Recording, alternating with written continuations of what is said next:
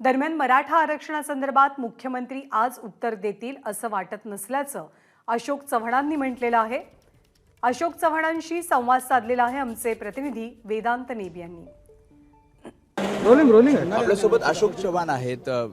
Sir, ज्या प्रकारे शिंदे गट समितीचा दुसरा अहवाल काल सादर करण्यात आला, काय वाटतं आज उत्तर मुख्यमंत्र्यांकडून देण्यात येणार आहे या सगळ्या मराठा आरक्षण किंवा उत्तर देतील याबद्दल मी साशंका आहे। कदाचित उद्या शेवटी एक अर्धा तासात उत्तर होईल आणि मग जनगणमन होईल अशी असं मला दाट शक्यता आहे। कारण सभागृहामध्ये उत्तरानंतर थोडीशी चर्चा झाली पाहिजे, त्यांचं काय मत आहे, लोकांचं काय मत आहे, पण अजूनही काही चिन्ह दिसत नाहीत आणि शेवटच्या क्षणी मग उत्तर देऊन जनगणमन एवढाच कार्यक्रम 24 डिसेंबर पर्यंत अल्टिमेटम दिलेला आहे जरांगे पाटलांनी। दुसरीकडे छगन भुजबळ असं म्हणतात की कुठेही धक्का ओबीसी आरक्षणाला लागला नाही पाहिजे, त्यातनं हा पर्याय आता कळतं की मुख्यमंत्र्यांनी भूमिका स्पष्ट केलेलीच आहे की ओबीसीच्या आरक्षणात धक्का न लावताच आरक्षण द्यायचं। त्यामुळे भुजबळांच्या म्हणण्याला तेवढंसं महत्त्व राहत नाही, कारण राज्याचे प्रमुखांनी भूमिका घेतल्यानंतर मग शक्य वाटतं तुम्हाला एक पर्याय निघेल यातनं कुठला पर्याय? ना मुख्यमंत्री ज्या अर्थी मुख्यमंत्री सकारात्मक बोलतायत त्यांच्या मनात काहीतरी असेल।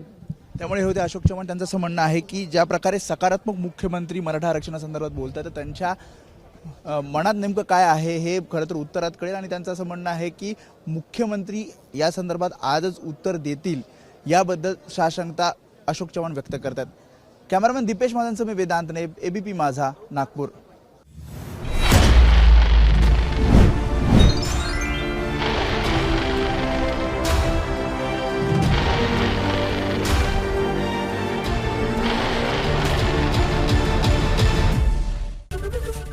एबीपी माझा, उघडा डोळे बघा नीट।